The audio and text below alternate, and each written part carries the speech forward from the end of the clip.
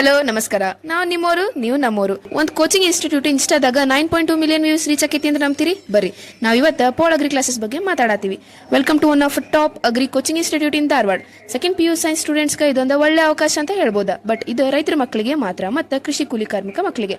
ಈ coaching institute day 1 ಇಂದ ಹಿಡ್ಕೊಂಡು ಅಡ್ಮಿಷನ್ ಮಾಡಿಸೋವರೆಗೂ ನಿಮ್ಗೆ ಕಂಪ್ಲೀಟ್ ಆಗಿ ಗೈಡೆನ್ಸ್ ಕೊಡ್ತಾರೆ. ಮಕ್ಕಳಿಗೆ ಸೇವೆ ಸಲ್ಲಿಸ್ತಾ ಇವರು ಇವಾಗ ಧಾರವಾಡಲ್ಲಿ ನಂಬರ್ 1 ಕೋಚಿಂಗ್ ಇನ್ಸ್ಟಿಟ್ಯೂಟ್ ಆಗಿ ನಿಂತಾರ.